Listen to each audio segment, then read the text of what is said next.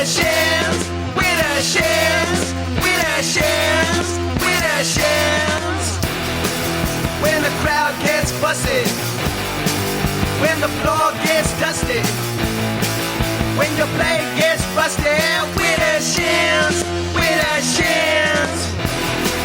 When your room smells funny, when a hex takes your money, what's gonna save you, honey? Just with a chance, with a chance. All you witches and all your old magicians, it's time to start listening to with a chance, with a chance.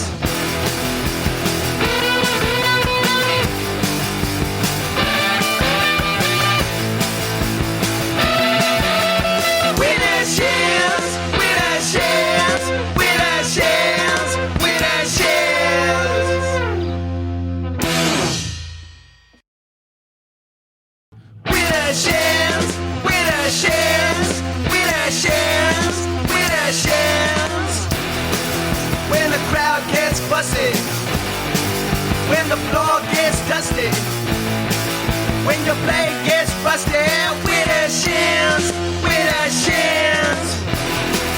When your room smells funny, when a hex takes your money, what's gonna save you, honey? Just with a chance, with a chance. All you witches and all your old magicians, it's time to start listening to with a chance, with a chance.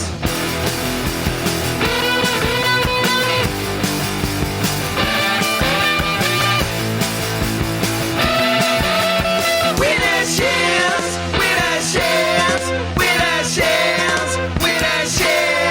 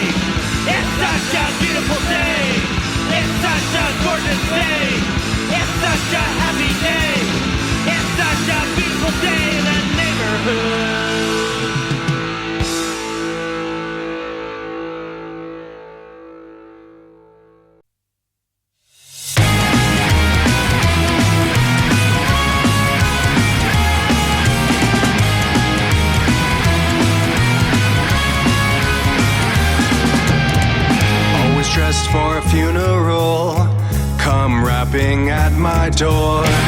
Let the stars around us fall and be lonely nevermore. The way you look tonight, so beautiful, it's scary. Such a lovely bride, so extraordinary. Dark side of the American dream. We don't care when they say we're obscene. We live fast, die young like James Dean. On the dark side of the American dream.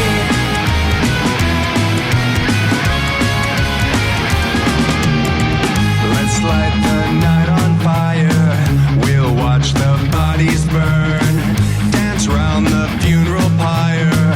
The point of no return.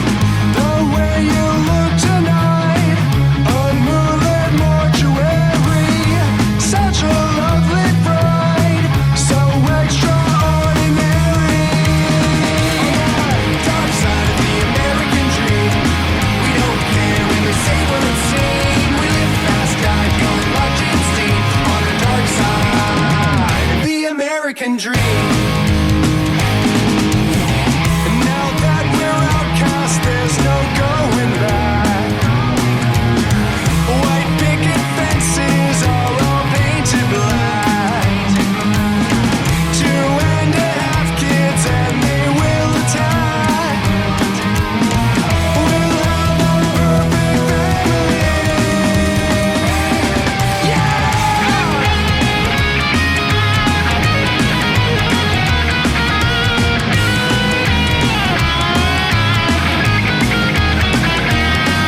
On the dark side of the American dream, we don't care when they say we're obscene. We live fast, died young like James Dean. On the dark side. Dark side of the American dream. We don't care when they say we're obscene. We live fast, died young like James Dean. On the dark side. Dark side of the American dream. We don't care when they say we're obscene. We live fast, died young like James Dean. On the dark side of the American dream.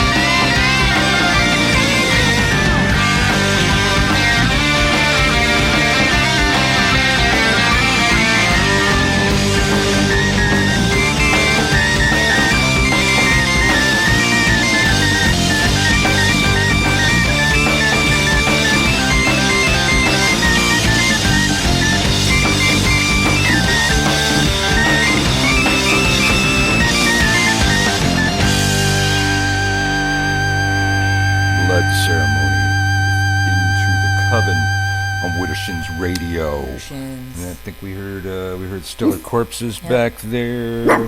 Hey, dog, why do you got to start right when we turn the mic on? That's ridiculous. Stellar Corpses, the Derek Halmore Orchestra with our theme song, the Wittershins theme song, and we can't forget Anus the Menace. Yes. Because nobody remembers Anus the Menace. That's a catchy tune. And that was one of the theme songs to one of our other shows for a while. There are daily news shows. It's a beautiful day. Until just there was too much news.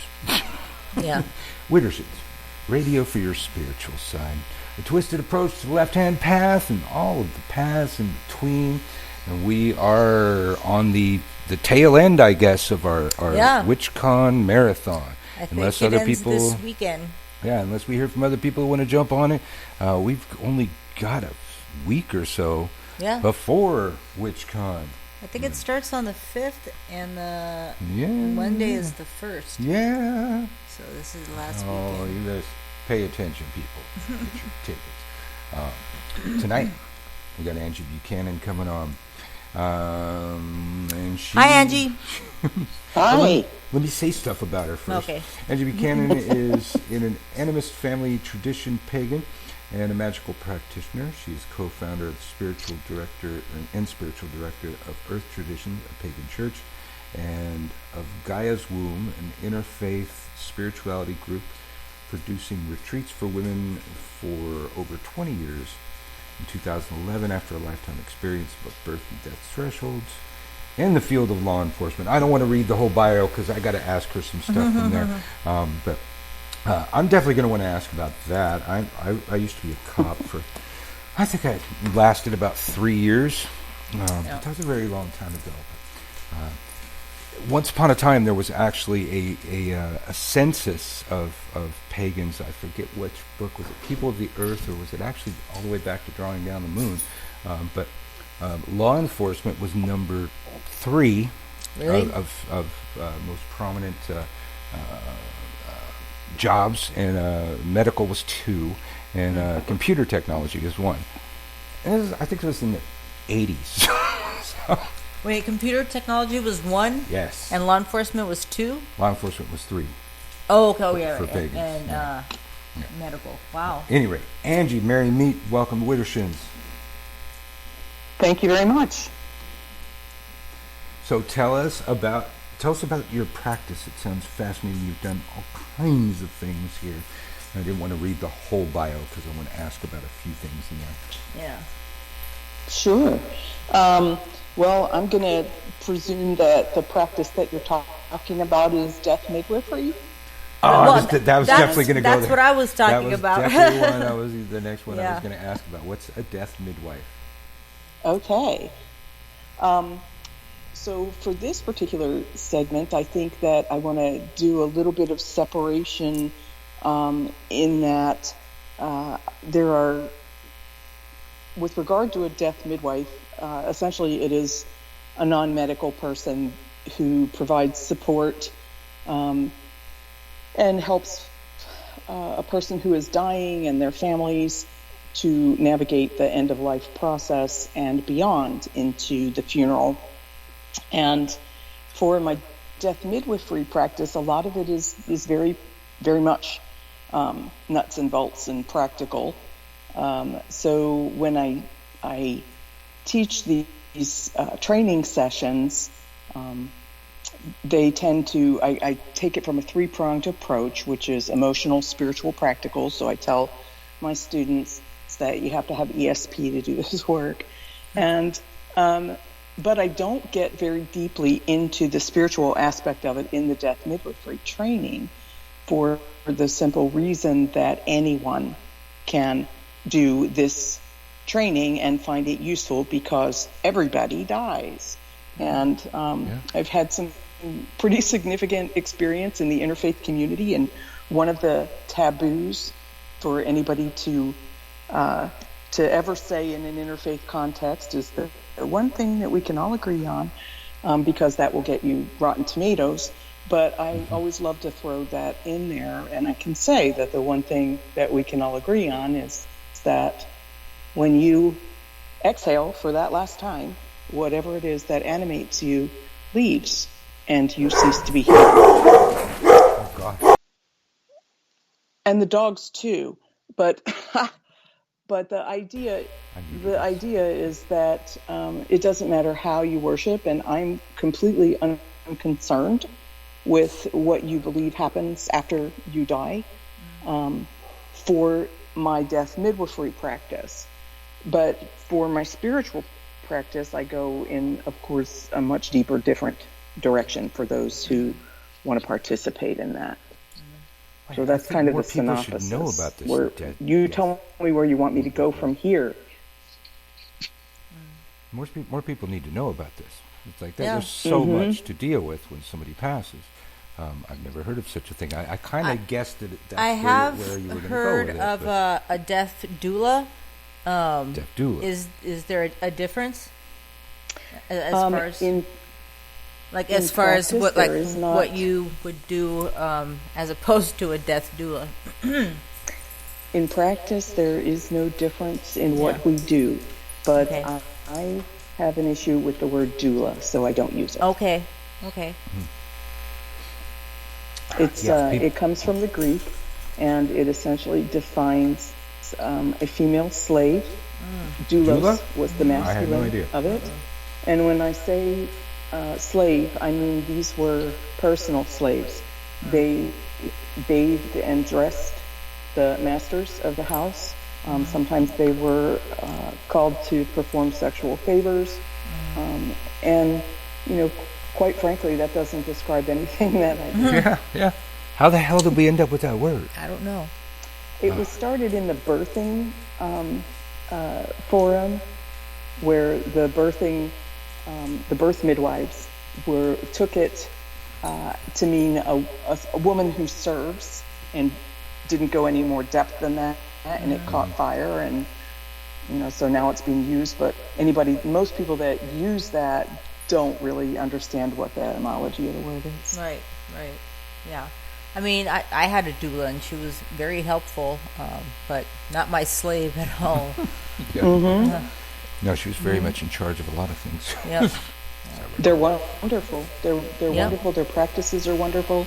But I have a feeling that pretty soon culture is going to insist that we understand the origins of that word. So I mean, I never even bothered to look at that up. Well, first of all, since this came up, I can't be the only person that never heard of this. How would somebody? We're going to plug all your stuff later too. But how would somebody get a hold of you if they want, or you or whoever that's a death midwife? If they had somebody passing. Fortunately, it's becoming a little bit more open, I guess, or well known. We're getting the word out. We're growing. We're moving. We're running into some problems that we're hoping to fix. But I have the website deathmidwife.org, and that has a huge amount of information on it, as well as a directory of people that I have trained all over the world. And you can feel free to reach out. Their emails and most of their phone numbers are there. Some of them have websites, and you can feel free to reach out to them and ask them questions, and see if they've got something that you need to put in place. I guess what I would say is the death midwife works in the threshold, because there is a giant space between the medical profession and the funeral industry that no one is addressing. It's the last taboo in our culture. And so there's so many different facets of death midwifery that happen in that threshold. And a lot of my death midwives they specialize in certain areas. So some of them might like to work on end-of-life documents and end-of-life planning, and some of them want to do home funerals, and some of them prefer to only work with animals, and some of them want to sit vigil at bedside while someone dies, or work with the family around that grieving process. Wait a minute, death with midwives for animals. Well, people need to know about that too. Yes, they do. That's and again, that's coming more to the forefront now as we're accepting the fact that, these are sentient beings who we love with the same fervor that we love our human beloveds. The idea being, think about it, I look at somebody who's losing an 18-year-old dog. 18 years is longer than some marriages last. Mm-hmm. Yeah. That's a family member, and that grief is going to be painful and ugly. And they need support. So you'd say there's a greater interest in the practice? I mean, as far as, your students that you get? Yes, there's a greater interest in the practice itself with regard to, my little dog's going to go at it now. Ours are looking around. There's a greater interest in it as far as the practice itself. There's also a greater interest in it from the perspective of the people wanting to employ that knowledge base, because what you're getting is essentially a library of options. That's interesting. Let's see. What are you teaching here? What are we going to ask about there? Psychopomp in the realm of spirits, shades, souls, and shadow walkers. She'll be teaching Saturday, March 6th at 10:30 a.m. Or you can watch it on the replay, since it's a digital festival. What can you tell us about that interesting sounding workshop? Well, that would absolutely plunge into the spiritual aspect of death midwifery, because there's, first of all, there's the act of your final rite of passage, and I see so many pagans who they'll plan weddings, they'll plan birthdays. It takes them years sometimes to plan these things, and then when you talk about their death, they kind of sing a little tune and look around like it's not going to happen for them.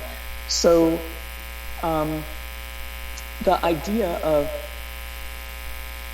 the death midwife is somebody who can handle the spiritual aspect of what could potentially happen. And pagans in particular, we have a lot of goth folks in our community, and a lot of folks that are really obsessed with death, just so long as they don't have to actually look at it or touch it themselves.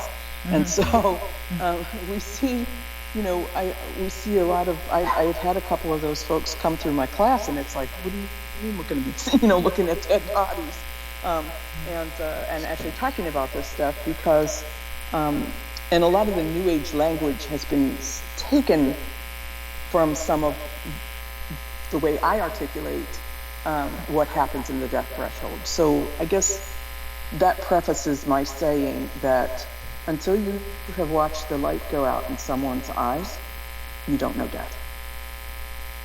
And until you can hold that space and navigate whatever happens in it, then I don't care how much black you wear. So the idea is that each death is unique. They're not the same. They don't follow the same trajectory. There are some things that are quite familiar that people don't actually often put their finger on. So they're familiar to birth. The breathing patterns change.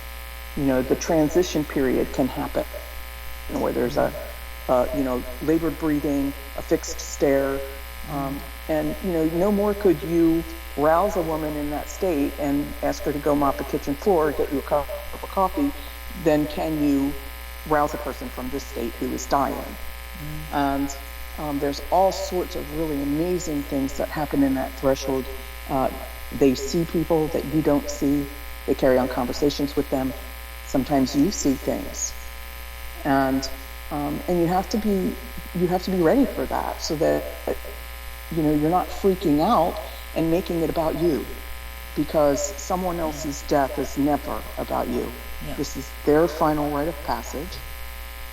And so in addition to offering the death midwife training, I will offer an add-on that has a very pagan bent to it, about the psychopomp. And the psychopomp is a guide. Their primary function is to escort souls to the afterlife, but they can also serve as guides through the various transitions of life. So, the term originates from the Greek words pompos, which is conductor or guide, and psyche, which is breath, life, soul, or mind. And they are cross-cultural. They exist in mythological tales, in religious texts, in sacred narratives, and in real-life stories. So we can embody that archetype of being a psychopomp and be largely present as a guide to someone who is dying. So that's what this workshop talks about. It also talks about things that you might find in the threshold and the difference between some of those energies. So, and because we're so limited by the English language, what I will do is I'll give it I may call it a spirit or ghost or a shade or a soul. You may call it something else, but the description of it is probably going to ping.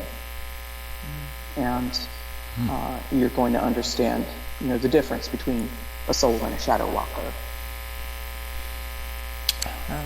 Wow. So far, Angie, everything you've said is fascinating and unknown. I mean, I've been in this, 40 some odd years. I've owned occult stores. I've had to, read everything that came across my shelves, look at constant catalogs of occult books. I've never seen anything on any of these things that you're talking about. And so I'm scrolling through your bio here and going, okay, she's got to have a book. Why don't you have a book? It's in process. Yeah, why don't you have a book? It's in process. I'm writing, and I have a publisher, and it's been really, really hard because I want to be able to combine the mystical and the practical, and I'm just having I'm having a hard time deciding who the audience for this book is going to be. Right. Because some of it's way out there. Yeah. And it's like, but there's some of it is so important. I mean, it's an NPR program that I came across that I cannot find again, and I'm upset about this, and I will find it. But it talks about what they call agonal breathing, which if you've ever been in the presence of someone who is dying and they're doing that horrific, like last gasp, death rattle breath thing, and the families are begging, could you please just suction, this is horrible.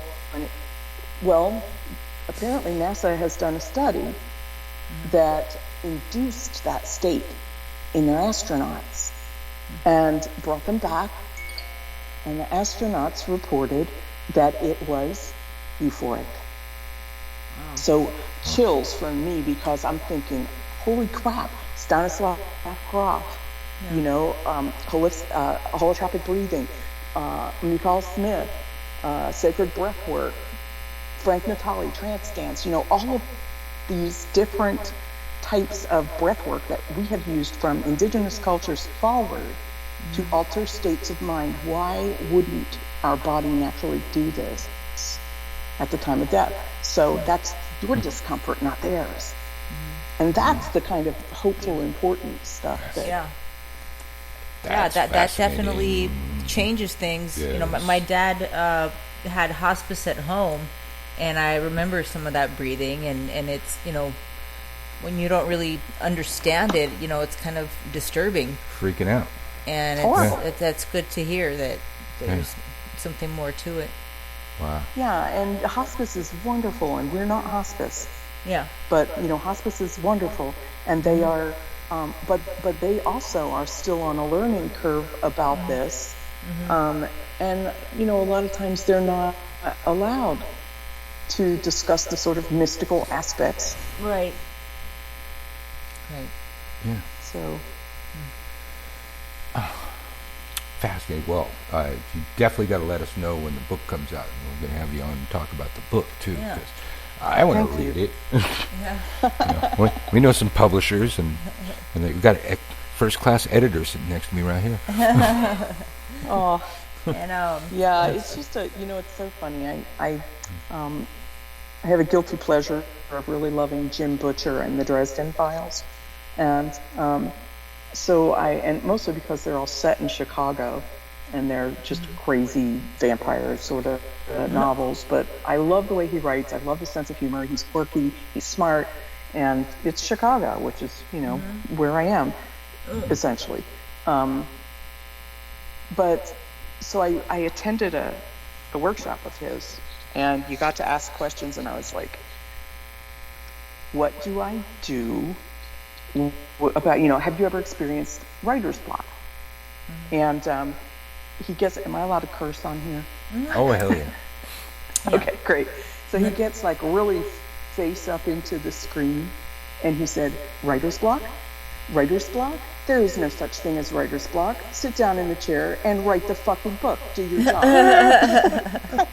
The drill sergeant approach. Yes. I know. My spine kind of straightened, and I thought, okay. Well, that answers that. Okay, so you're in the same time zone that we're in. We're in New Orleans. And you said you're in Chicago? Yeah, actually, I lived for 25 years in the Chicagoland area. Okay. And then almost 4 years ago, I moved up here behind the Cheddar Curtain, which is Wisconsin. Ah, okay. So are we on the same time zone, I think? I think you're an hour different. It's 5:33 here. Okay. Well, it's 5:33 here, too. Yeah. Oh, then we're Yeah, good. so we the same we're time. good. No, I was just going to tell Mike that your class is on at 10:30 on Saturday, which is perfect for us if we want to take it live. Yeah, I don't remember when my class is. Oh, yeah. Yeah, I guess I can't interfere gotta with look your it up. class, but... But I still need to watch all of the Hex Fest last year. But these digital conferences, I think Christian started saying it on his show. It's you get a digital video occult library, the likes of which nobody could imagine for $95. So what do you do? Yeah, I mean, that's less than $1 Can't come up per with class. $95. You need to take that because several of the people we've interviewed are going to be teaching some serious money spells. Yeah. So I this is know. like cough up to 95 and learn how to do the money spells and be good. Yep. It's, And then I just look at that save those lineup. forever. I look at that lineup, and it's like, oh, I want to do that, and I want to do that, and then I'm thinking to myself, I can do all of it, and it doesn't matter, that there are people that are presenting at the same time that I am, that I want to see their workshop because I can go back and see it. Yep. Yeah. Yep. Well, the first time we came to New Orleans for me to do Hex Fest, we had our kid was at home, first time with a babysitter in like years, and our dog wasn't with us. We had such freedom that we were out all night at the speakeasy owned by the vampires, entirely populated by witches, and most of my friends that I wanted to see were like 9 a.m. Yeah, and when it's your first time in New Orleans, you really don't want to be anywhere at 9 I wish they'd have been recorded so I could watch them later. Yeah. You wonder There was liked one it so time I much, almost we didn't moved make here. it to my workshop. Really? Oh, that when we were in the bar? There was that one time. No, I did great though. Yeah. What I was teaching, it's probably better to teach it drunk. Actually. Yeah. Okay. Anyway. But yeah, then we had to move here. Yep. But yeah, I miss that. There's so many friends we never saw their workshops. I don't think we actually saw anybody's workshop. We saw That's the no problem with workshop the live first time we were Okay. here. Well, listen, I Have went that to record option. all of yours. You went to mine, yeah. Yeah. And you went to yours. Well, you're my wife. I would hope that. Yeah, saw and my you workshop. did 3. I don't know. I mean, there were so many we wanted to go to, but they just happened to be at 9 in the morning. And So it'd no. almost be kind of cool if they came up with this digital option for the other festivals. Like you could go to Hex Fest in person or online. I think that's coming. Yeah, because there was, how some of them, like Jason Mankey's, I think was like that last time. There's like a little TV screen next to the program. That means they're recording it. Yeah, I'm not sure what it means. I think No, that's what it means. I'm not asking you. I'm telling you that with the little TVs there, it means it's recorded. Well, I guess we all have little TVs by us now. Yeah. So wait, yours was Saturday? Yeah, Saturday at 10:30. So what was I going to ask for? Yeah, mine's the same time. This pagan student advisor. She's a pagan student advisor at the University of Chicago. That sounds interesting. What's that? Yeah, it's Advising pretty the much pagan what it students, of says. course. There's a spiritual life department at the University of Chicago, and they have folks on board who are sort of, directed to assist students and help support students of their own faith tradition. And so that's what I do. I have, right now it's all online, thankfully. Since I moved to Wisconsin and the University of Chicago is completely on the south side of the city, it's been a little bit more difficult, but fortunately I have a colleague who has a house it's the Episcopal advisor, and she has an Episcopal house there on campus that some of their seminary students stay at, and it has a guest room, so I'm able to go in the night before, and then I spend the whole day, and I do the staff meetings in the morning, and then I do student face-to-face counseling for up until evening, and then I also will schedule students for Zoom meetings on other times, and then I'll come in if there's a special event or something like that. But it's been good. I've enjoyed it. How do you know? I was just curious. How do you know Christian? I met Christian in 2004, and it was essentially a discussion that happened over an event that he was having in Salem that I had an objection to some of the verbiage. And so he didn't appreciate the way that I voiced that objection. And we ended up having a really great phone call. Well, it was one of those things where it's like, pick up the phone. Yeah, he'll call you up. I explained, why I was taking the position that I was, and he got it. And, and it was a really great conversation. And I just remember thinking, this guy's really got it on the ball here. To be able to carry on a conversation like this, to be this mad and carry on a conversation like this. And you got to respect that. So that's pretty much, where he came onto my radar. And then over the years, his book is amazing. And I've seen him shipwreck several times, but he always seems to be able to, in an intelligent way, do what needs to be done to either advise that this is not fixable on his side or to fix it. Yeah. Well, apparently, it took me a while to piece together what all the controversy was with the WitchCon thing, but as far as I could tell, a big part of the issue is that there was somebody that owned the name WitchCon. Christian asked nicely if he could use the name WitchCon. That person said, yeah, but there was this other group, some of the Bay Area witches, they're talking about it 8 months ago or something like that, about using WitchCon. And he still waited several months. Yeah, he still waited, and, they hadn't done anything with it. And Christian comes along and just makes stuff happen.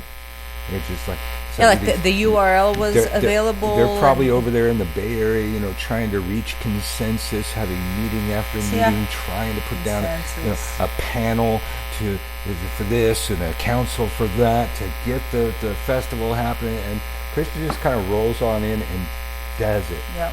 And that's what I think is the real issue. That I heard some people go, well, you're stealing our festival name. It's like, no, it wasn't your festival name because you weren't using it. And the person who did have the name said it was okay. Absolutely. But he gets stuff done. I remember talking to, I get those phone calls all the time. And usually I don't get a whole lot of words in edgewise. I just listen to Christian go on and on. And I remember when he called, I think I was some of the first batch of people to be called on that. When he first came up with the idea, he'd go, what do you think about WitchCon? WitchCon's great. I think I'm going to go see if I can buy the URL.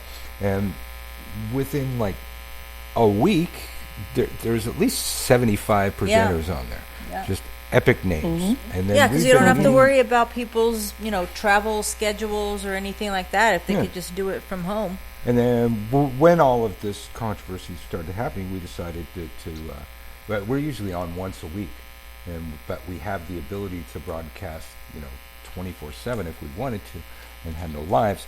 So we started trying to interview every WitchCon presenter that we could. There's one time we even did twice in a night, just to get Fiona Horn from Australia in there.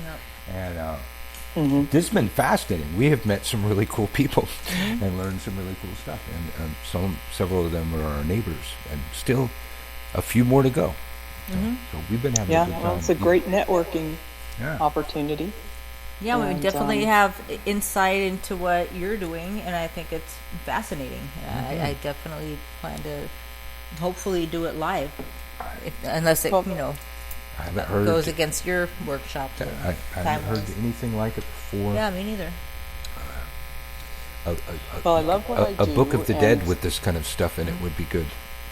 Yeah. Yeah, I think that's one of the other things that I do with Death Midwifery is I teach you how to build the container to have ceremony and how to make that space sacred, because this person, they're dead, and there's an honor that goes with the fact that they're no longer human, and I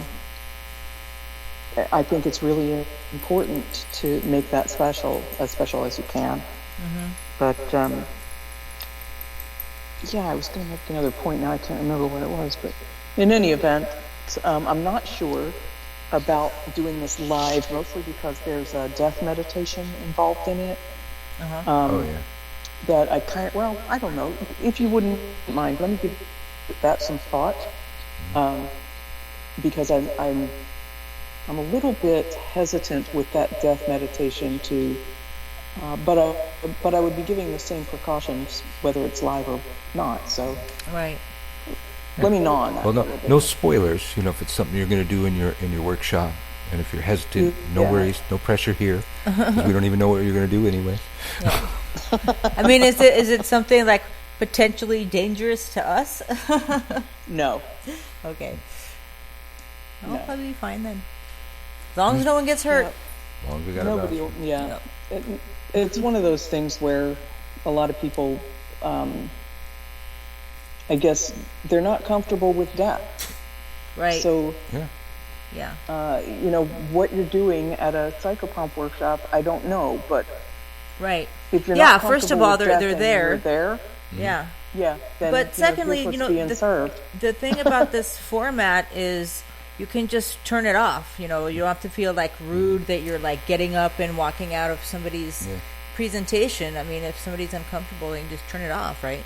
I think, look back on what guest was saying, people's fear of death. It's like I often get those questions. Like sometimes I jump around the internet where we have a bunch of new witches, and I just do this random Q&A called Ask Uncle Birch. And I get a lot of questions about death. It's like, what I have to say about it's not really comforting. What I have to say is I don't know. And a lot of the things that I hear people's strong beliefs about what happens after death sounds to me very much like what you would have to come up with to make yourself feel comfortable with such an extreme unknown. I don't know if I'm going to meet family members over there or see a light. I just don't know. But everybody has all these beliefs that they try and force. It's like, well, every one of those beliefs sounds really nice and makes me feel really good about that. I just kind of wonder how much people just had to make up to feel better about it because everybody's so scared of death. Well, I think that that's why they call it a mystery. And because we don't know, but we are learning some interesting pieces that will, I think, eventually put a puzzle together to give us a better understanding, but not the answer. And for me, I've had a near-death experience, so I know what my experience was. But I can also say that no matter what you're doing, if you're doing it for the first time, and it has that sort of mortality issue attached to it, you're going to be anxious. There's going to be some death anxiety there. Yeah. I can't think of a single woman who, for the first time, has walked into the birthing room unafraid. Yeah. And it's one of those things where, you can look around and say, every single person in this supermarket came into the world this way. But you know what? They didn't come through me, and I've never done this before, and I'm a little freaked out. I'm a little scared about this. And it's the same thing with dying. You've never done it before. Right. Unless reincarnation's real. But we don't remember, so it doesn't help. It's funny because we had somebody recently who was dying, and I love the whole idea of the final words kind of thing. And this person said, it was like, "How are you doing?" "Well, I'm going. Would you hold my hand?" "Yes, I'm right here. I'm going to hold your hand." I hate this part." Boom, gone. Wow. Shit, I had so many questions. Wow. It's like, how many times have you done this? Yes. So, there's some really amazing things that happen in that death threshold that just leave you with more questions. But the fact is that nobody gets out alive. You're going to do this. Yeah. So how about if you make sure that you're prepared on this side of it, in the emotional and practical senses, have your documents in order, know what your body disposition is going to be, understand what your options for that are, so that you can have that peace of mind as you move into your labor that is going to birth you into whatever is next. Yeah. Too bad he didn't say, what was the best part? Well, God, now I think you'd have to update eventually as you go. It's like keeping your documents in order now would be like writing down all your passwords for all of your different stuff. That's like, I've seen death books where everybody's putting all their account numbers and stuff. It's like that's a lot of the kind of thing that would be in there. Oh, it's like, I got this digital bank, I got that. Here's my PayPal. That kind of stuff. Until everybody starts saying it's time for you to change your password. And then it's like, oh God. So the documents that you need to have in order, and not just your passwords and that sort of thing, but what's going to happen to your magical tools in your library, and who do you want to have what? If you have a tool that you specifically use that was grandma's or whatever, who do you want to have that? You don't want it to end up in Goodwill. Yeah, you're passing it on, or do you want somebody to just bury with it? Yep. Yeah. So those are good points for pagans. We have other things that we're concerned about. Your book of shadows. Where'd that going to go? Yeah. That is fascinating. I think we need to ponder this and take a break. Yes. Pee if you need to pee, smoke them if you need to smoke them, take the dogs out, that kind of thing. We'll play you something and be right back. More Angie Buchanan on WitchCon Radio.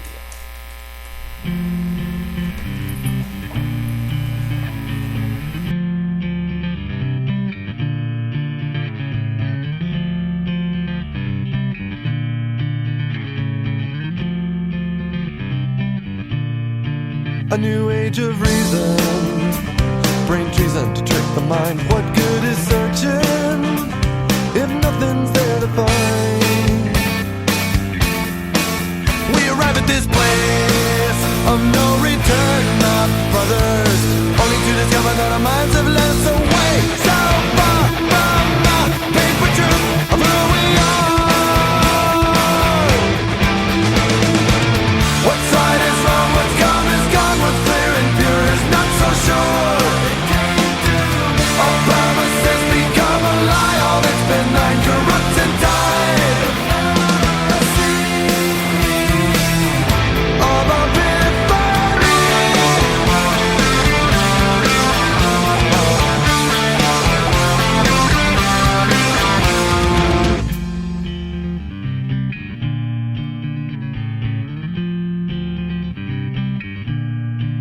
come forth, bear witness.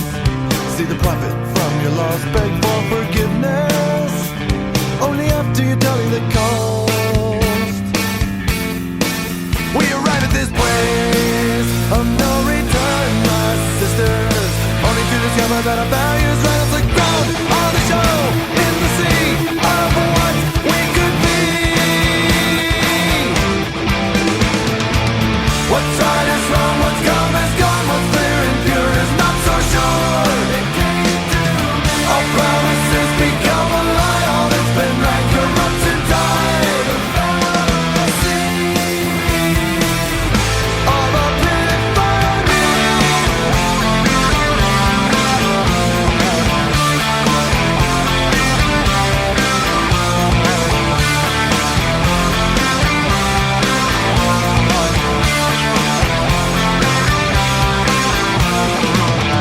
If it's real for me, do I have to prove it to you?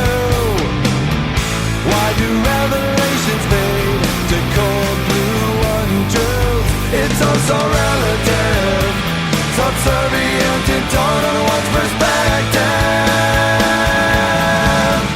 Yeah.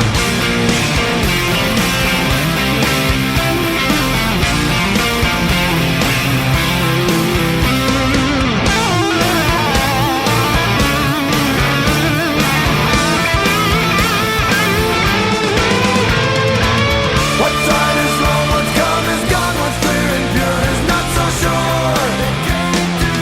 All promises become a lie, all that's been right corrupts in time. All the pit for me. All is failing me.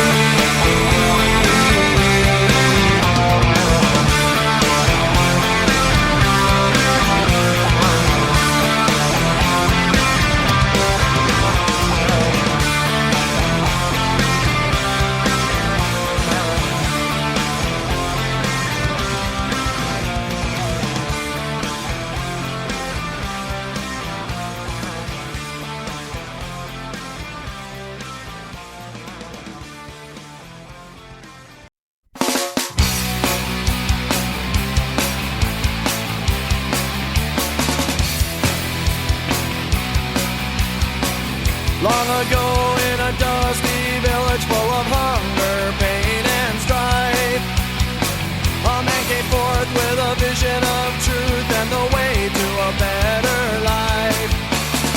He was convinced he had the answer and he compelled people to follow along. But the hunger never vanished and the man was banished and the village dried up and died.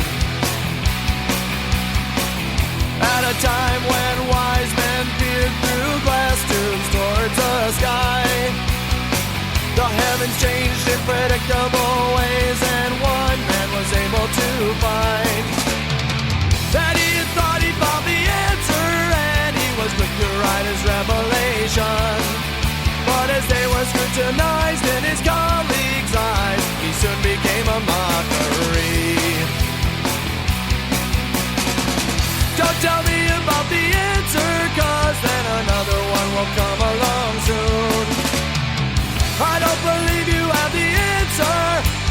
I've got ideas too. But if you got enough naivety and you got conviction, then the answer is perfect for you.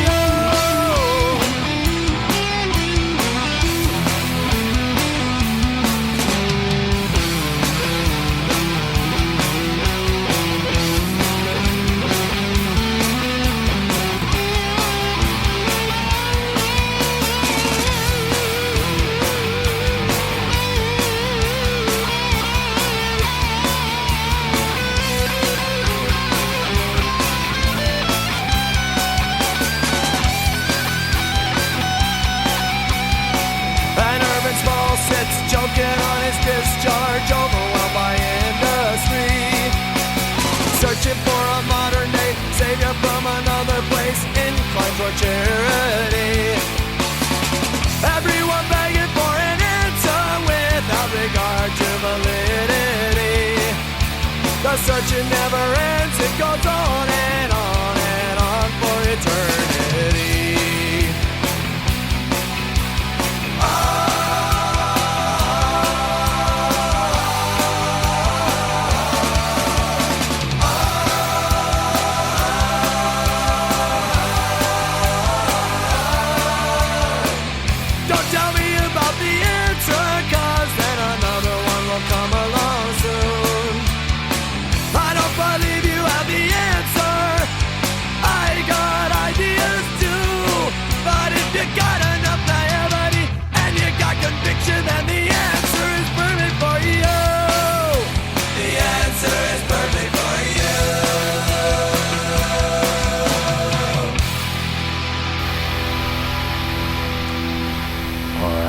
did a double shot to do some parent stuff and other things too.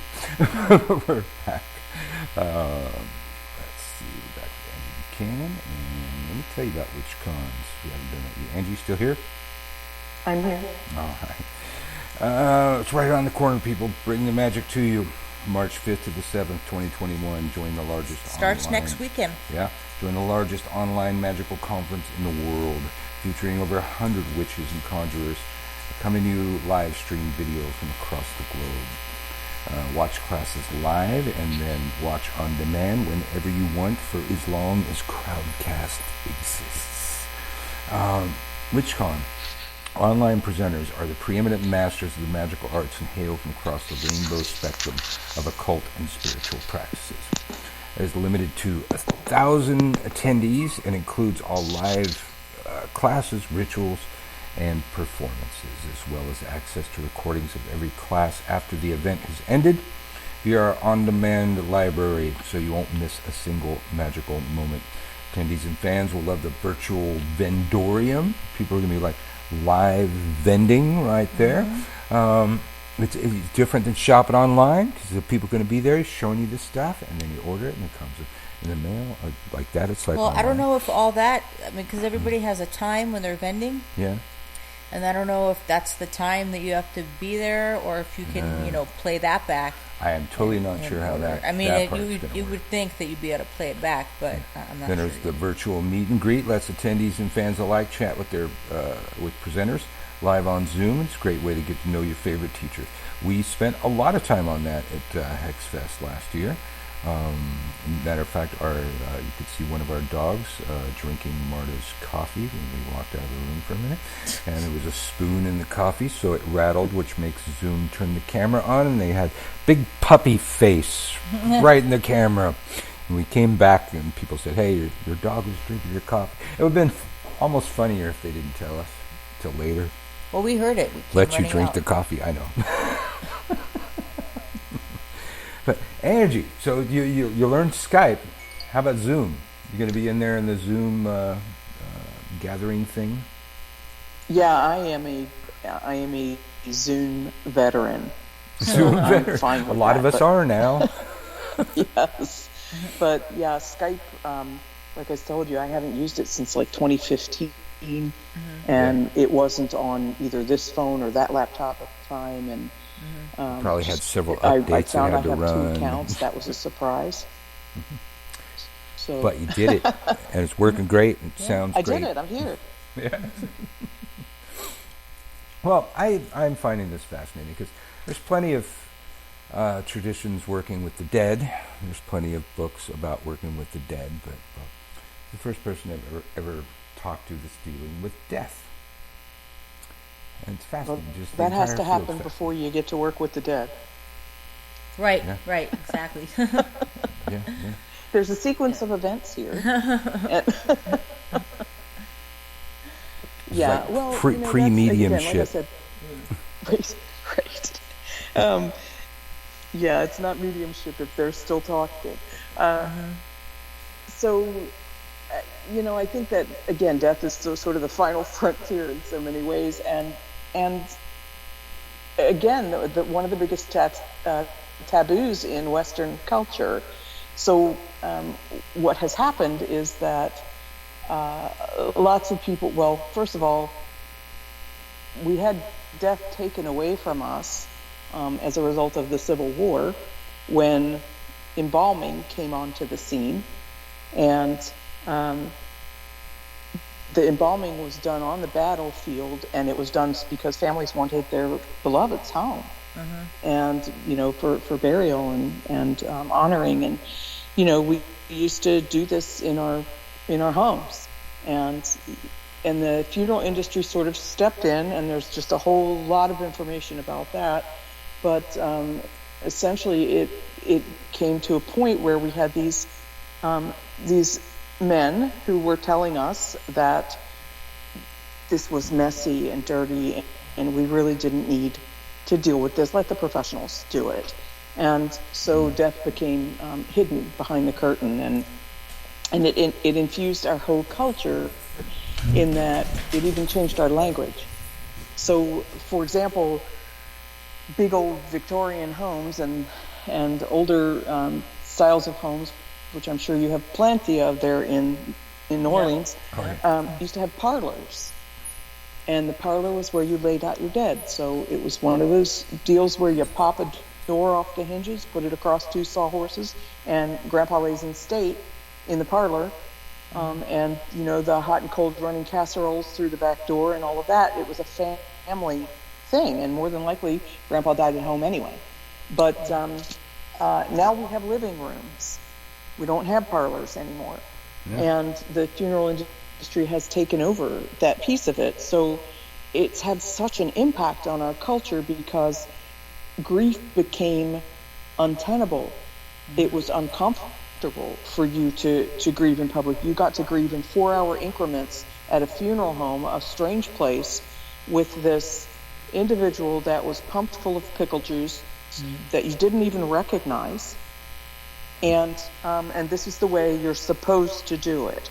And in doing that, not only did we lose the ability to actually grieve, which I believe has caused some severe mental issues in people in our culture, but we lost the ability to be able to do our final rites of passage with our beloved dead. We couldn't touch them, we couldn't talk to them, we couldn't have privacy with them, and we couldn't show grief to the point where it wasn't uncomfortable for everybody else. And I love this quote that I use in my class by Megan Devine, and it says, "Grief is raw and real. It is the howling at the center. It is love in its wildest form." And we're not allowed to do that, but the death midwives are taking that back.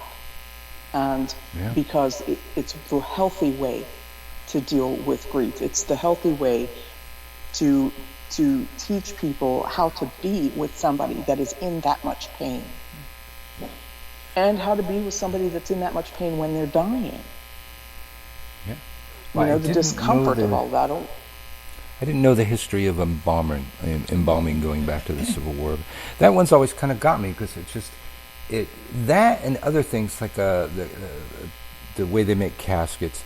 And some people have a cement-filled thing that they lower the casket in. It's like it keeps it very separated from the earth, and we never decompose. And if I believe in reincarnation, it's more a recycling of my particles, my atoms, if you will. They need to break down. They need to break down and become something else. Become the dirt, and from the dirt become something else. And thereby, that's an afterlife.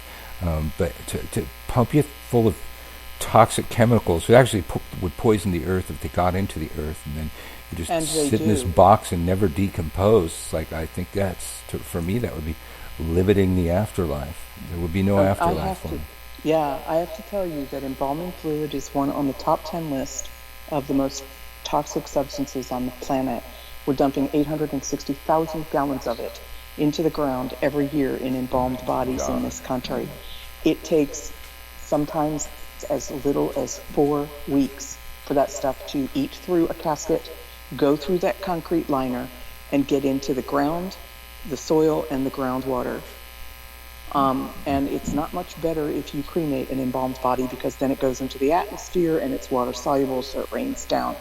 And there's a whole chapter that I do in that class, but bottom line is that it is not law in any 50 states that you must be embalmed. It is funeral home policy. So you have to know the difference between policy and law. And embalming is not necessary under probably 99% of the conditions of the dead. A human body is not toxic. Grandma is not toxic waste. Their skin doesn't fall off right away like a zombie. They actually look quite peaceful for up to 3 or 4 days. You can keep them in your home with Tecna ice or dry ice, and it will be a more natural burial. It's one of the most horrific processes, I think, that we've been tricked into believing is necessary. It's brutal. It's brutalizing. It's violating the body. When that happens, they puncture all the organs. It's horrific and it's unnecessary. And that concrete box, if you've ever lived in a place that has a leaky basement, you know how porous concrete can be. Yeah. The only reason for that concrete box is to keep the landscape level so that they can mow over the cemetery. That's it. That makes sense. Well, Marta's part Jewish. Isn't there a thing? Isn't embalming like a taboo in Absolutely. Jewish funerals? Yes, that is why it can't be enacted as law, because it violates the First Amendment. Okay. And Jews, Baha'is, Muslims, you can't embalm the body. It's a violation. And Jews are supposed to be buried directly on the ground. And so a lot of times what they'll do with that concrete thing is they'll just flip it upside down. Wow. But these are the things that you need to know going in so that you don't get hoodwinked. And the funeral industry is getting much better about being transparent. And federal law has also stepped in and said, you need to provide your general price list to whoever calls you for it on the phone if they want it. There's the pack of dogs charging through the house, chasing the squirrels. Oh, I thought you were applauding for me. It's dogs. We have two, and we've got a guest, a pug for the weekend. Yeah. So let's see.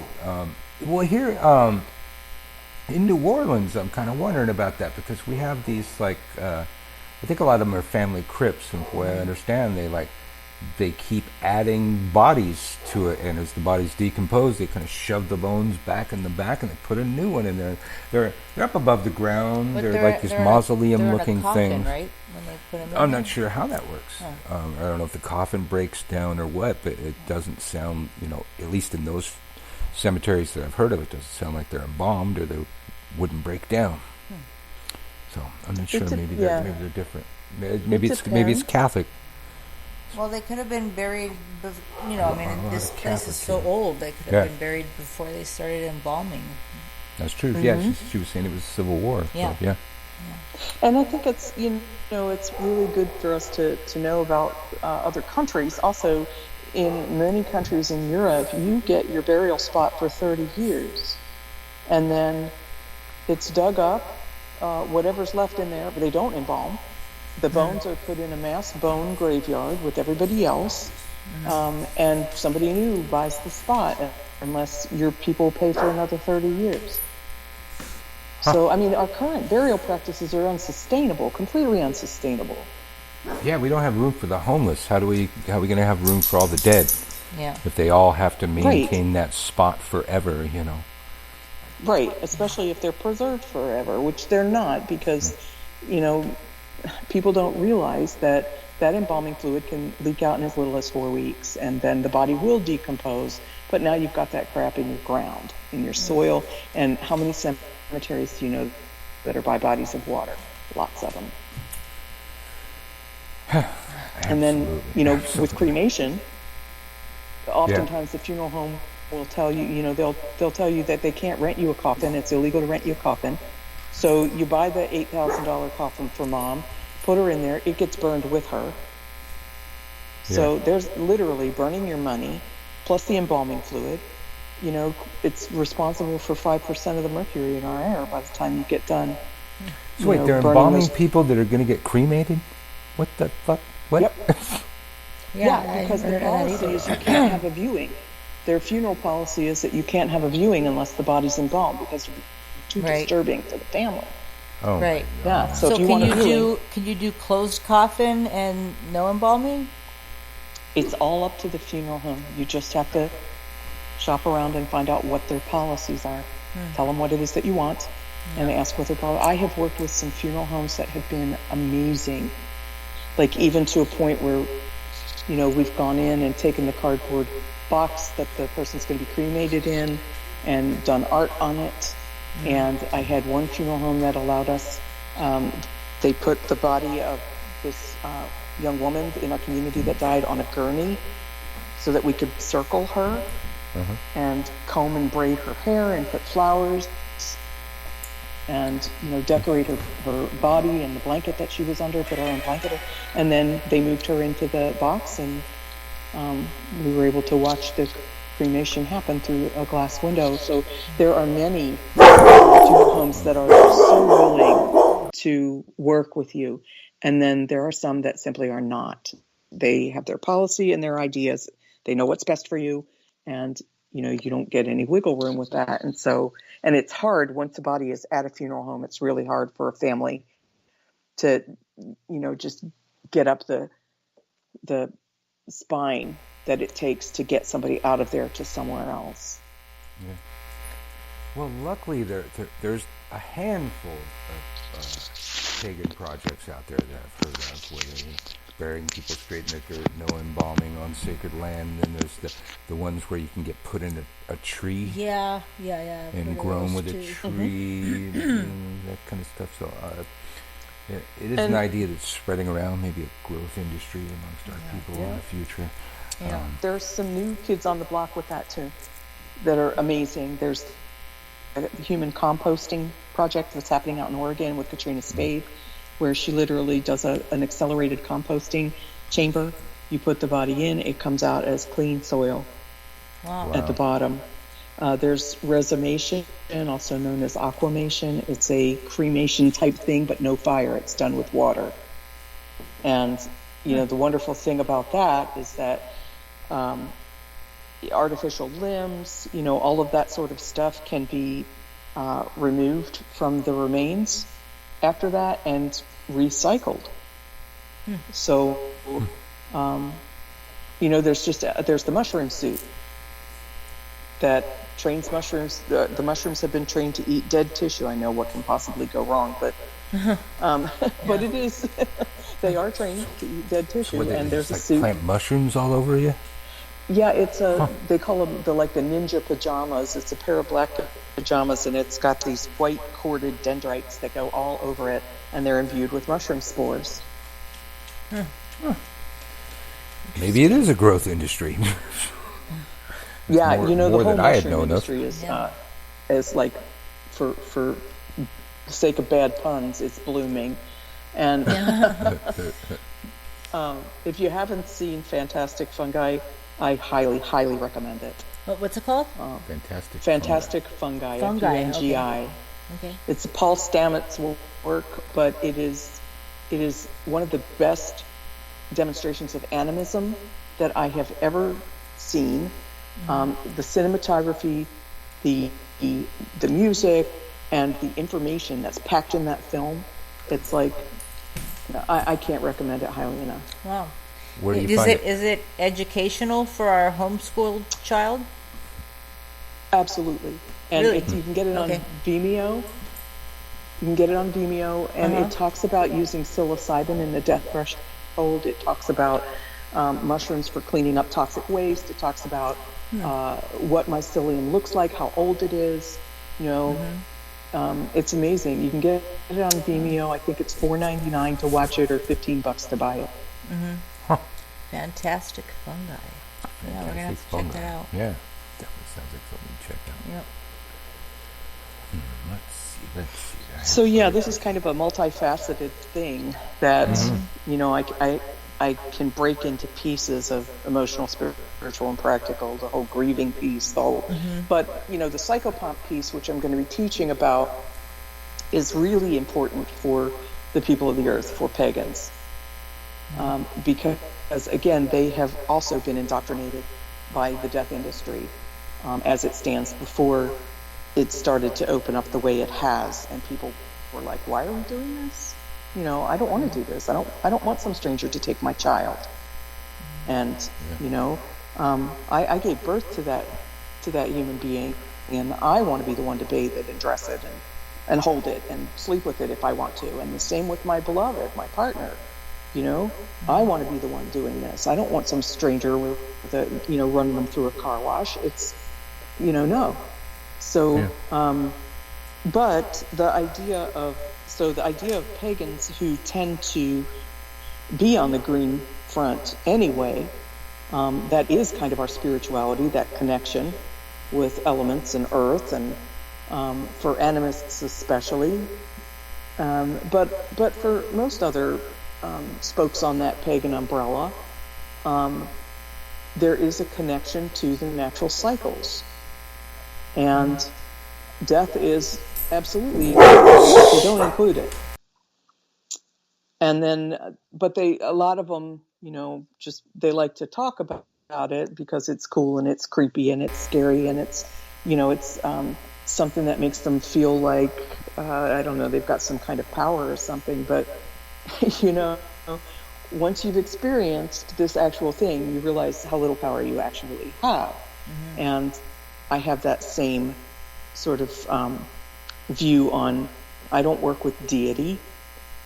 Because in my tradition, I see deity as something that has authority over. Your mileage may vary. But for me, if anything has authority over, it's going to be one of the elements. You don't argue with a tornado. You don't argue with a tsunami. You don't argue with an earthquake or forest fire. It gives you a very direct message. Get the hell out of the way or you will die. Yeah. And you either do it or you die. There's no bargaining, there's no petitioning, there's no offering. It doesn't feel sorry for you. That's authority. And death falls in that category. Until you can view it that way, you can't make peace with it. So understanding that there's other things that exist outside of time, space, and the five senses. And I'm not talking about, the horror movies where demons appear or all that, because if that was real and that was happening, it would be on the headlines. Grandma showed up at the Joneses' house and started slamming cabinet doors. No, these are things that are private, that happen generally to one person, maybe a couple, and it's always very quick or peripherally or something like that. And Lon Milo Duquette says, it's all in your head. You just don't know how big your head is. But I think that death is an internal process. It is the goal. It's what we've been walking to or toward since our birth, and we're going to meet some characters along the way. And being able to engage with the psychopomp, both in the archetypal energetic part of it, as well as how it can be immanent and transcendent. That's a really important thing to do if you want to pursue a death landscape and work with that final rite of passage. Have you ever had somebody that you helped cross over come visit you afterwards? Absolutely. Yeah. I had a friend. Say thank you. Well, I had a friend that took her own life in July. Oh wow! And I, in the middle of COVID, and she was in a different state, and I got some very clear messages from her about, I had promised her, that I would come and take care of her body. And I did. I went and I did a body blessing. You were able to pull that off during COVID. Wow. Yeah. So the family didn't want anything to do with that part of it. But I had made that promise, and so there I was. And it was almost like a dialogue that was happening, through the whole time. And I could even hear her chuckle here and there. And it was an amazing experience. And it varies for everybody. Some people, they have those kinds of interactions in their dreams. And some, it can happen, anytime, just in your head. It just happens, and it's like, oh, I just smelled your perfume, or cigarette smoke means my mom's here, that kind of thing. When did you start doing this type of work? I have been dealing with death for most of my adult life, and birth. I worked with the federal prison system for a while, and I worked at a co-ed medical facility. The majority of the people that were on my ward were there because they were pregnant. So I worked there for 3 years and attended 175 births during that time. And I became very familiar with the spiritual aspect of the birth threshold because I wasn't really doing any work. You know, it's like mom was working, the doctor was working, the nurses were working, and I was just standing there. And so I got to do some comparisons in different birth thresholds and that sort of thing. And then I was kind of romanced over onto the local law enforcement department when Kentucky discovered that affirmative action actually did apply to them. And they came hunting for people that were already trained. So I went over there, and, you know, I think once you get into this kind of field, I tell my students, now that you've had this training, death will find you. And in my birthing experiences, there were some deaths. So, you know, I watched a set of twins, you know, die because they came too early, and there was just nothing that could be done. And I watched, and I've also buried my own son at 10 months old. So I've had this experience, you know, this birth and death experience. And as I moved into law enforcement, I found myself getting a lot of calls for fatalities. And so it seemed like I was able to handle that, and the more I handled it, the more I got sent out there. And then it's kind of like that beacon goes off. You know, some people call it a freak magnet, but my colleagues would come and say, my dad's got cancer. You know, can you help? What, you know, I know you're good with this. And I started realizing that in my development of this, that threshold of birth and death are the same place. And there's a lot of similarities there. So I continued to develop that, and then I met Nora Cedarwind Young in the early 2000s, and she was one of the foremothers of the Death Positive movement. She was one of the founders of the National Home Funeral Alliance. She was one of the first ones to use the term death midwife, and she was one of the first ones to train. And so I brought her in to be a presenter at one of my women's weekends that I've been doing for 23 years. And you know, I had a from womb to tomb sort of theme for that. And I just really fell in love with what she was talking about and how she was presenting it, and just all of the things that she was doing to normalize death. And I then brought her in as a presenter to train this certification program like 3 or 4 times, and every time I went to that training. And then one day in 2014, I think it was, she called me and said, I need you to come to Seattle. I've been given 10 days to live. And so I jumped on a plane and I went out there, and her liver was failing. And so we talked, and she said, this is really different. I've always been on the other side of this, and now I'm on this side of it. And, you know, they've given me this medication that will keep me well, but it has a cumulative effect. And within 10 days, I will have reached maximum, and then it won't work for me anymore, and I'll be gone.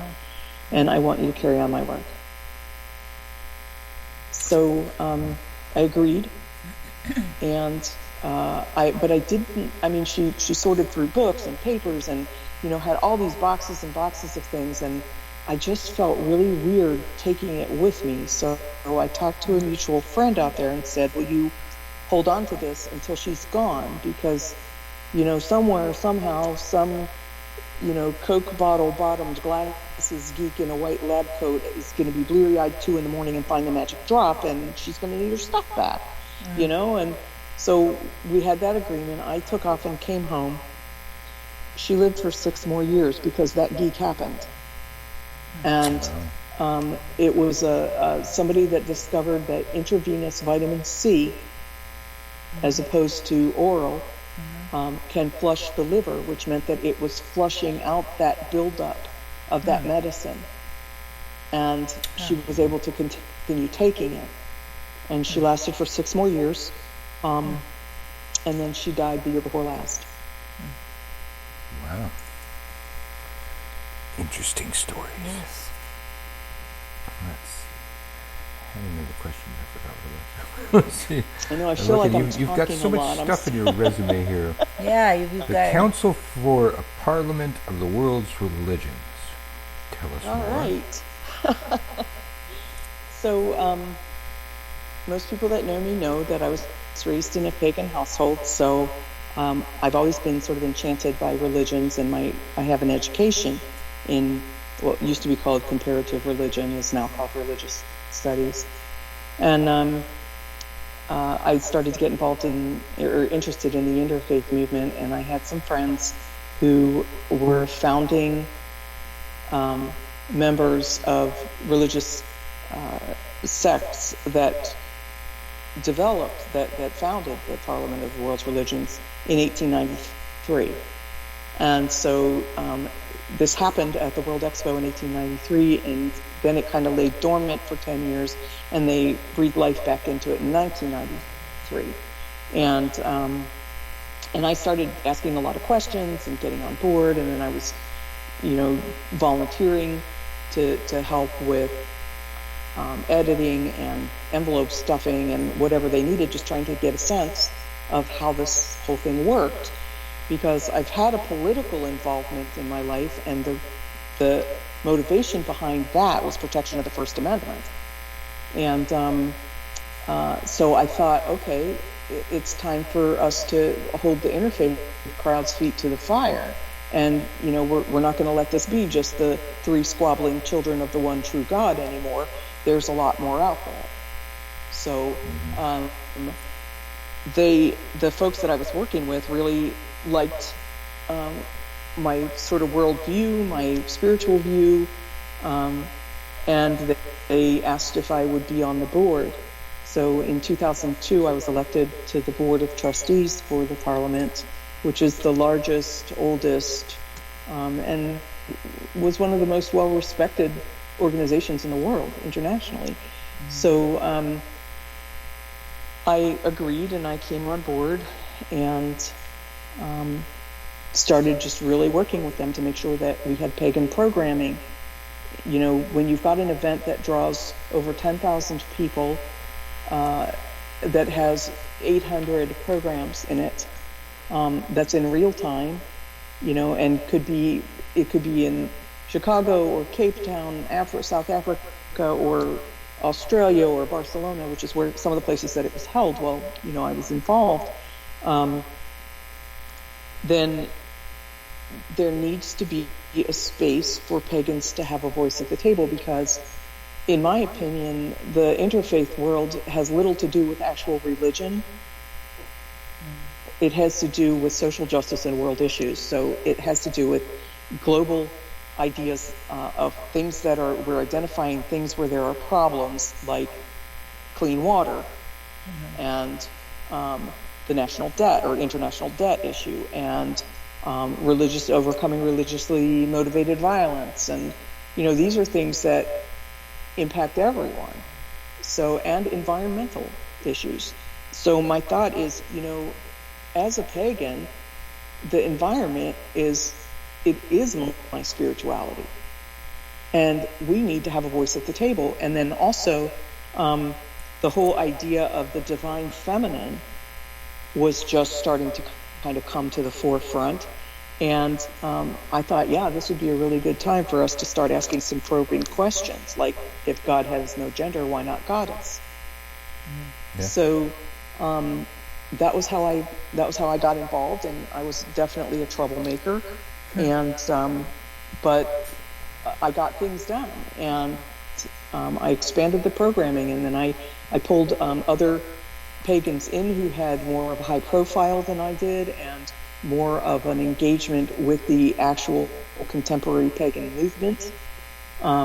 So Andres Corbin-Arthen, and then Phyllis Curat, who have also sort of come and gone from the Parliament. And I think we've really, really made a difference in the impact of the interfaith movement and pagan participation within it. Absolutely. Who'd you say? Phyllis Carrot and who? Who's the other one? Andres Corbin-Arthen. Okay. That's not a name I know. Of Earth Spirit out of Massachusetts. And actually he's presenting at they're both presenting at WitchCon. Oh, okay. Oh, really? We just kind of started, I think, in the middle of the list and randomly there's selected so many people to invite on. By the time we decided to do this, I knew it wouldn't be possible to get everybody. I mean, of course, we tried to get Lori Cabot. I didn't think she'd answer, but yeah. but But I think it's, even after this event, it would probably be really interesting to hear some of these presenters interviewed. Absolutely. Well, and there's going to be, I'm sure some people are going to be asked to do Hex Fest now. Because some of the people we've talked to, it's like they didn't know Christian, and Christian didn't really know them until they met. So it's like now that he sees, they will, maybe you'll be at a Hex Fest in person. Won't that be something we'll get actually meet? Have you ever been to Hex Fest just as a participant? I have not, and I was telling Christian sadly that I don't know if I'm going to be able to be there, and that's because the death midwife training that I do, it has to be in person. So naturally, I've been, with my hands duct taped for a year. Yeah. So it's like I am going to be plugging in I have classes that were canceled this year that I have to make up for, in as soon as we're free to do that. But then I have to add classes to make up for what I'm losing, what I've lost. Right. So I just don't, I can't commit to anything. Yeah. Yeah. Makes sense. Well, I don't know if Marta's got other questions, but I have one more. Says you got 2 dogs. What kind of dogs?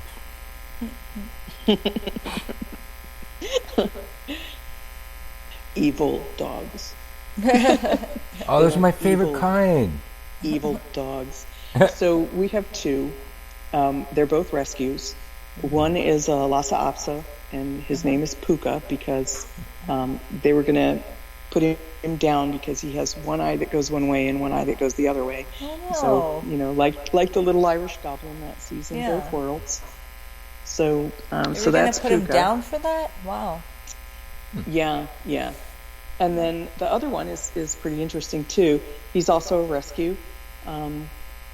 He is what they call a Chinese crested powder puff.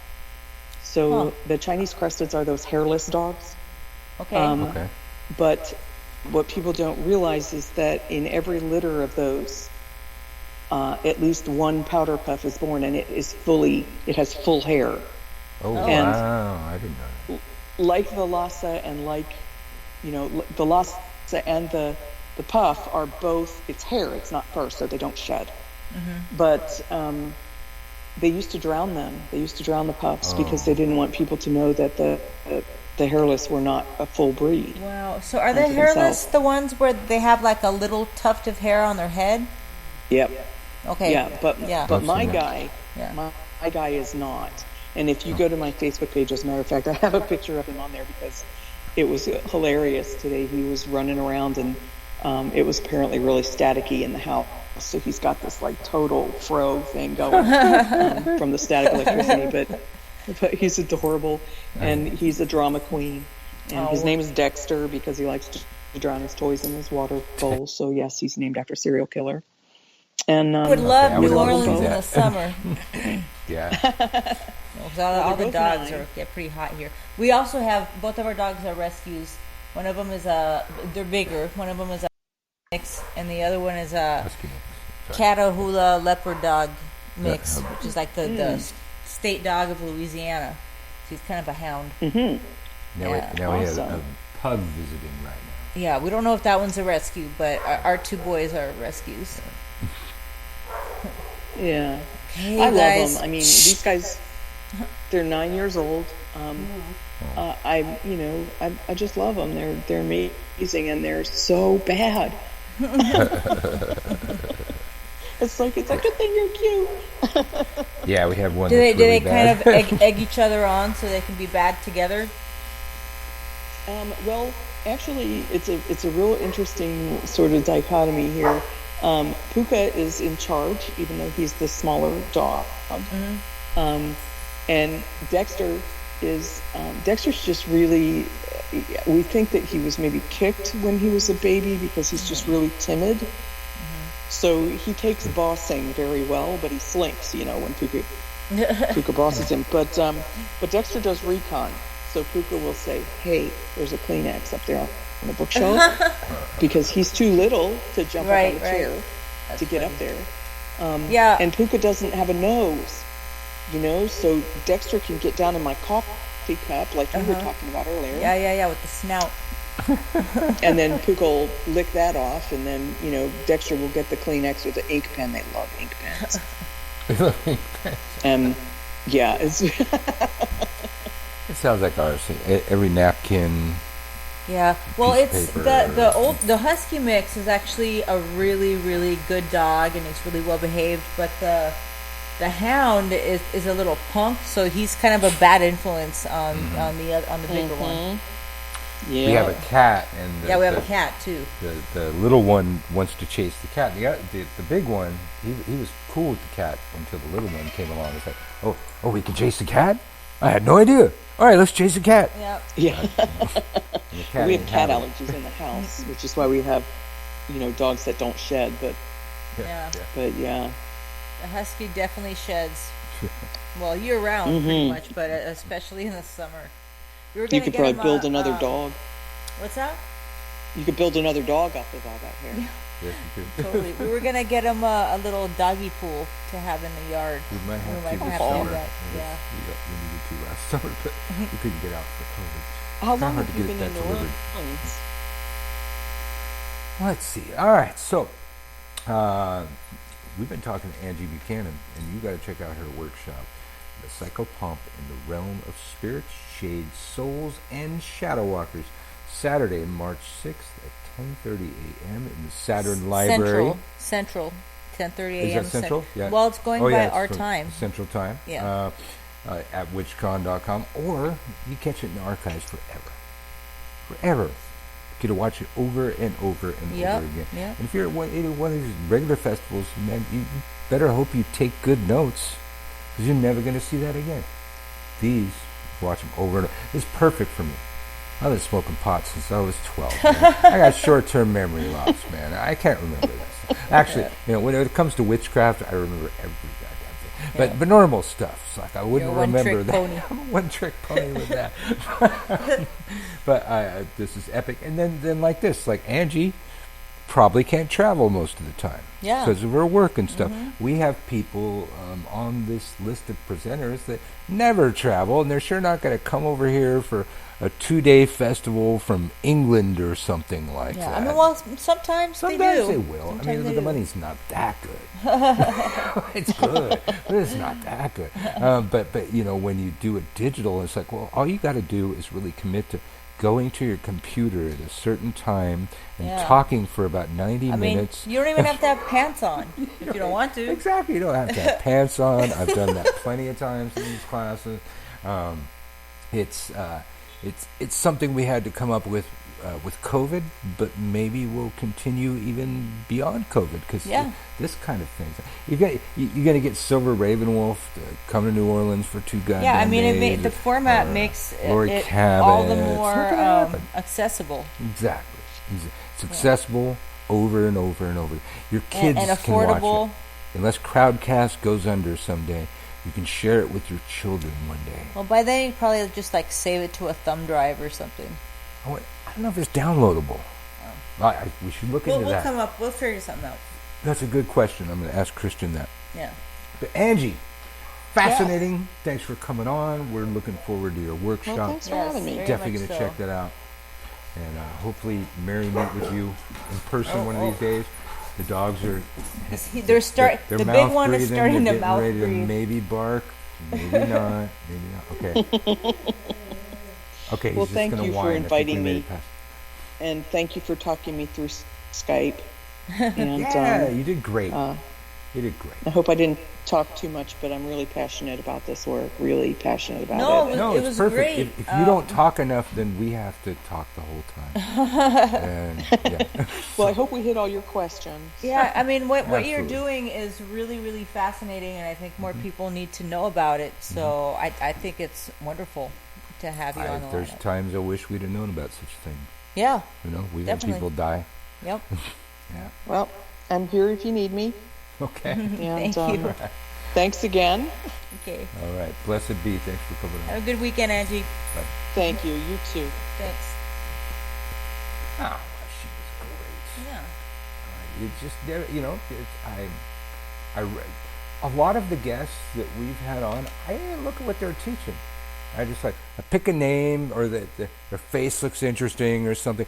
A bunch of people I picked them because they were from New Orleans. Yeah. Of course, we're gonna meet the locals. But now we got a bunch of people in New Orleans that we know. Yeah. We already knew a bunch of people have, we haven't been able to see. Carrie tomorrow. Yeah. And Christine on Sunday. Christine actually just moved out of New Orleans, unfortunately, but we always had like standing copy dates or something, and then all of a sudden COVID would get even worse. So we'd have to put it off and get better, and then get worse again. So it just never happened, and now she's moving. And now there's I know what a death midwife is, and I'm fascinated. We talked to somebody that works with the dying. I know so many traditions working with the dead, but not actually dealing with death itself. Like right before the transition. And it's just fascinating. And so I think so far we did really good. Everybody that we've had on was really fascinating. They had stuff I wasn't expecting, and it was pretty much random. It's like, oh God, we got like 100 presenters. We'll pick a handful of them. Yeah. It was probably most of them were on the top of the list. So no offense I don't know to how anybody far that down we the didn't alphabet contact. we actually We got. didn't make it too damn far. I don't know if we got past F. But we made a small dent in, Yeah. in the overall thing. But for ourselves, that part's for you. But for ourselves, But we like met some Angie interesting was people, saying, learned some we interesting things. could learn about some cool stuff that's going on during WitchCon, and then interview some of those people afterwards. Absolutely. If we didn't get to Absolutely, do it we before. made lots of new friends. Yeah. And in our voyage of learning, we learned that Fiona Horn had an all-girl punk band when she was 18 years old, and I got her to send me links to all of their songs, and I converted And they're them to good. MP3s And they're good. and put them in our music library, making it like the third band we have permission to play. That's not going to be copyright. Oh, A copyright violation, and with that cue, I think I'm going to God. play it. Bye.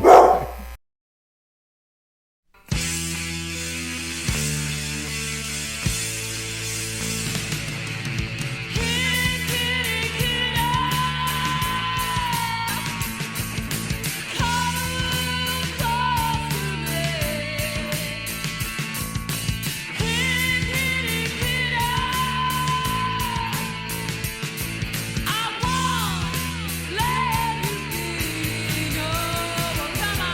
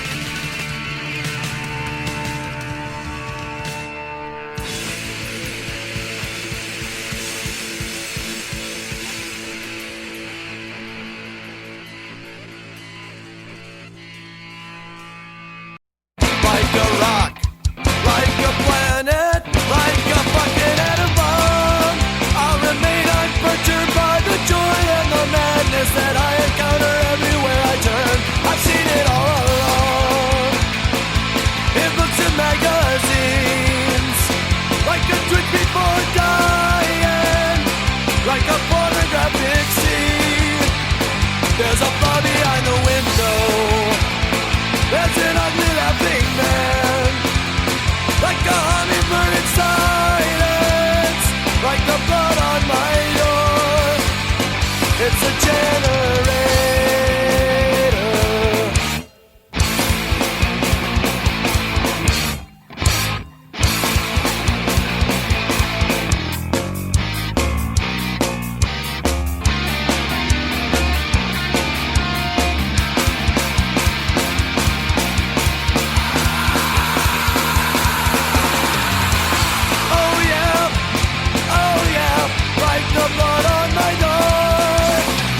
Me clean and I will run until I reach the shore. I've known it all along, like the bone under my skin, like actors in a photograph, like paper in the wind. There's a hammer by the window, there's a knife on the floor, like turbines in darkness, like the blood on my door. It's the generator.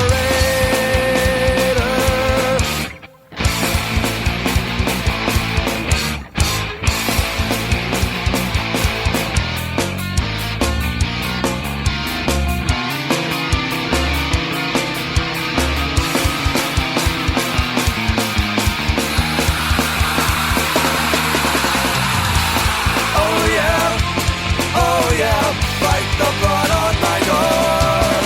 Wash me clean and I will run until I reach the shore.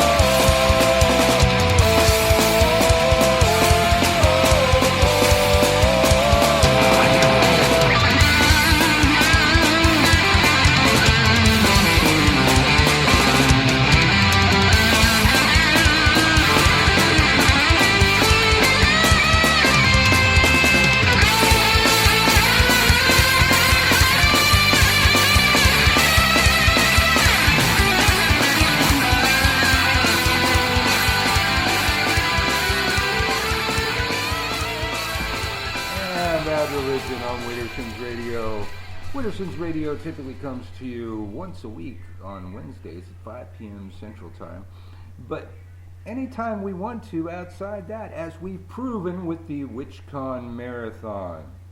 Let it be said that of all the 100 presenters at WitchCon, the people at the Witterson's Broadcast Network have met their contractual obligations to plug the show above and beyond the call of duty, and we will expect our medal accordingly.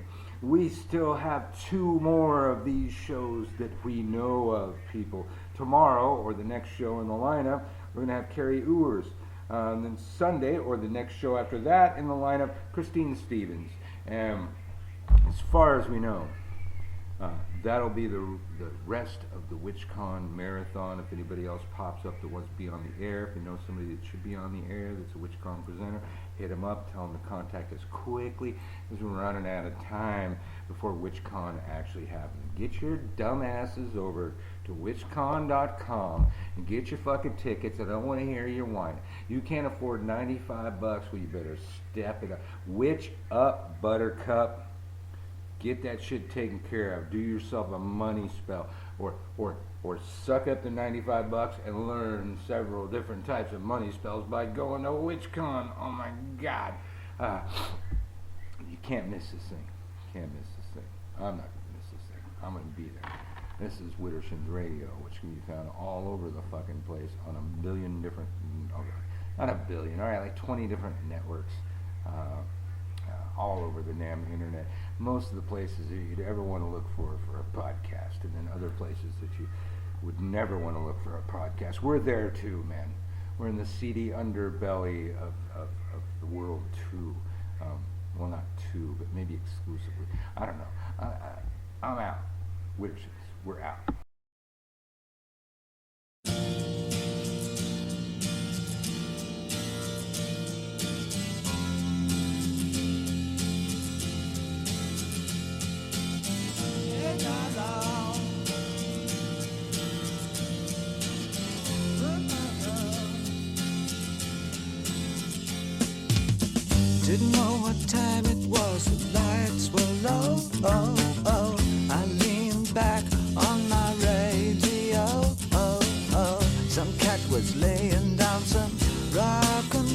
that's all he said. Then the loud sound, it seemed to fade.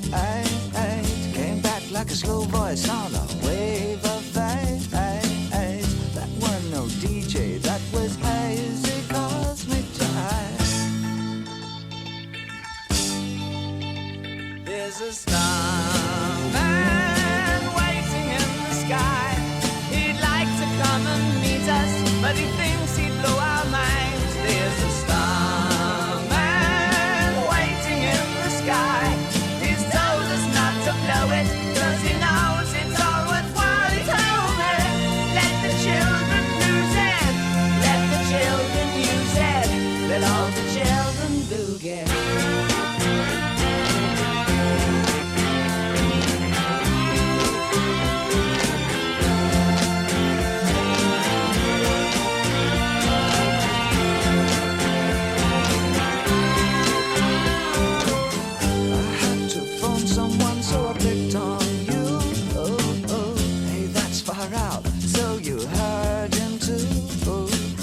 Switch on the TV, we may pick him up on channel 2.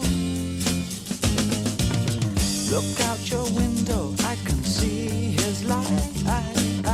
If we can sparkle, he may land tonight. Don't tell your papa, or he'll get us locked up in fights. There's a star